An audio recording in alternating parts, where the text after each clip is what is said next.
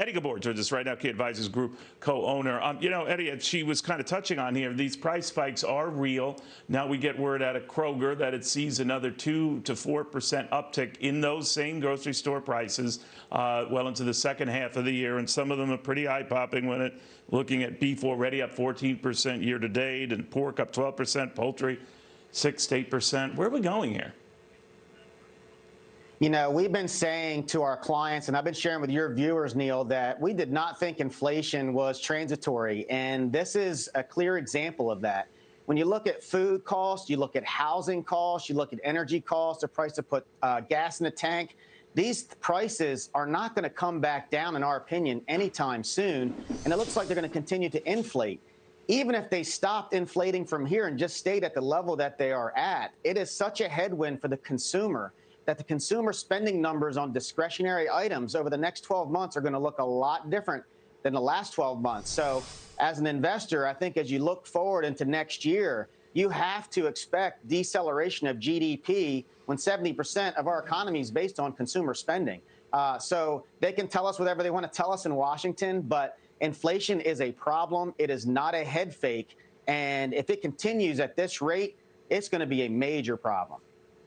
No, I think you're right. I do remember well your notion that, look, inflationary spikes are rarely temporary. I mean, history suggests quite the opposite.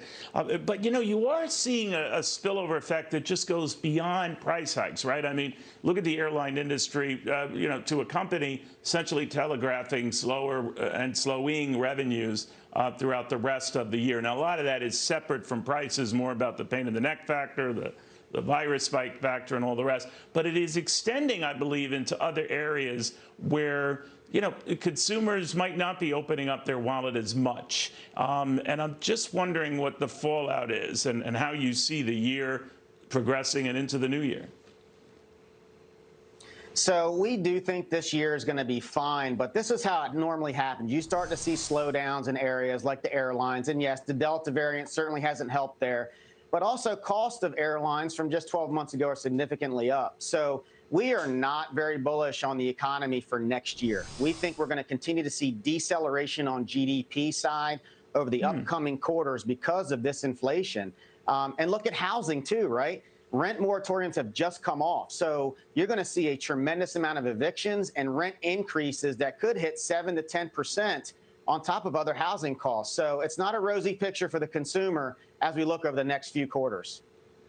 Eddie, what's the one stat you look at? I know there are, a gazillion of them if you think about it. You can look at housing, you can look at consumer sentiment, you can look at, the Schiller Index and how things are faring out real estate-wise across the country. But is there one that telegraphs something or signals something to you that you recommend we should pay attention to? You're right, Neil. It's a lot of factors. I mean, some of the things that we're really looking at now is really housing, because housing has such a big impact on the overall economy. We saw that, 15 years ago when we had the housing crisis. So right now, our concern is the housing prices have gotten so high that in some areas it's cheaper to rent than it is to buy. And that is a really big red flag on the consumer side. And then, of course, energy costs, right? I think when you take a look at gas prices, we don't see them coming down here in the near future. And again, the Fed can do whatever they want on CPI, but when you look at housing, you look at food, and you look at energy costs, that's what affects everyday people more than anything.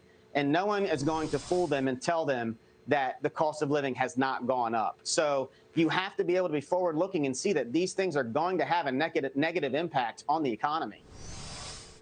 Eddie, thank you, I think, but I always learn a lot. Eddie Gabor, following all these developments here, and the trend right now for consumers, and you already know it at home, might not be your friend on this price front, so we'll keep monitoring it for you.